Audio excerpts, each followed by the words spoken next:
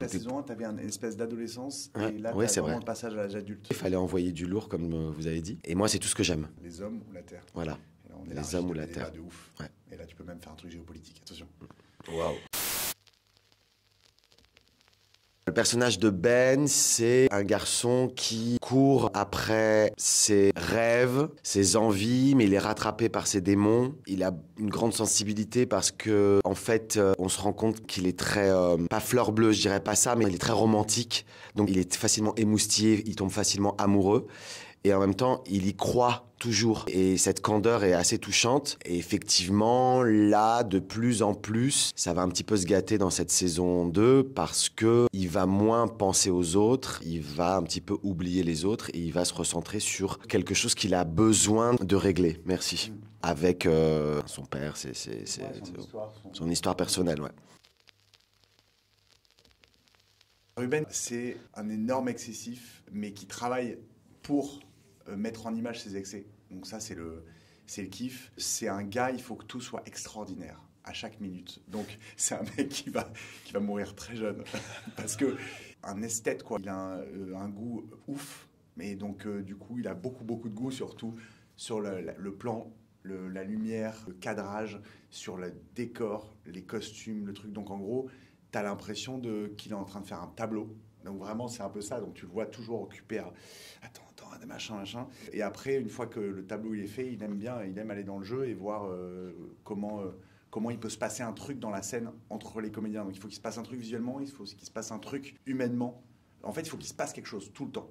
Donc c'est son truc et ça le dévore, quoi. Ça le dévore. Et alors, quand on fait de la série et que malheureusement, t'as quand même des problèmes de temps... Tu l'as entendu dire on n'a pas le temps.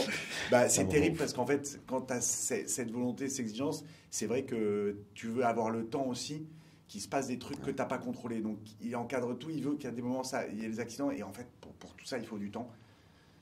Parce que les prods et les diffuseurs parfois ne comprennent pas de se dire on a un truc bien. Et en fait, nous, dans la création, on sait qu'on pourrait avoir un truc extraordinaire si on avait le temps de merder et de se rattraper à des branches et faire des trucs chelous. Et voilà. Faire ce qu'on appelle de la du magie. cinéma, c'est-à-dire tout ce que tu ne contrôles pas. C'est des moments de grâce comme ça. Là, si on avait eu le temps, on aurait fait une soirée dans la soirée du tournage. Parce que quand je suis arrivé le matin, le taf au costume, maquillage costume, la création, le temps de création qu'ils ont eu je te jure que les figurants, quand ils marchaient dans ce parc à Marseille, et que tu voyais ces espèces des gars sur des échasses, des machins se préparer, ton pote là, énorme, avec son truc, avec sa perruque, dès 8h du mat, c'était fou. En vrai, c'était fou. Ouais, on avait monté un barnum carrément, parce qu'il y avait quoi, ils devaient être 80, 100, je sais plus, les figurants, et que des gens qui viennent d'univers différents, mais assez cool, très ouverts sur une histoire comme ça, hein, une libertina érotique à partie. Et voilà, avec des personnages de performance comme ça, assez emblématiques. Alors, pas tout le monde connaît évidemment, mais des connaisseurs vont pointer et dire ah ouais, même le mec qui est dans la bulle, c'est un mec qui a été à l'opéra, qui est incroyable, c'est Sean Patrick. Bon, et du coup, voilà, moi j'aime bien ça. Et effectivement, on avait besoin pour la reprise dans cet épisode 1. Cette reprise fallait y aller, fallait envoyer du lourd comme vous avez dit. Et moi c'est tout ce que j'aime. Voilà, moi j'ai pris un plaisir monstre en fait à justement créer ces tableaux parce que chaque univers, l'espèce de conglomérat de tout ce qui me fait vibrer, moi c'est pourquoi je fais ce métier. Moi sur le perso, il y a vraiment l'enjeu, c'est ce que je trouve intéressant, c'est que tu as vraiment un gars qui va devoir vraiment faire la paix avec son père. En fait, tu avais tué le père en saison 1 et là tu as vraiment prendre sa place, et en fait c'est pas prendre sa place, c'est coexister avec lui et comprendre qu'il peut passer à autre chose le jour où il aura accepté que c'est plus un fils, il est plus un fils avec un père qui doit l'impressionner. Et c'est ce moment-là où il va devenir adulte et il va éventuellement arriver à ce qu'il voulait, c'est devenir lui-même père. Et c'est vraiment l'enjeu de cette saison 2, c'est de devenir un homme et potentiellement un père. Tous les autres persos aussi, c'est exactement la même chose. Enfin, pas la même chose, mais c'est une trajectoire de chacun qui essaye de la...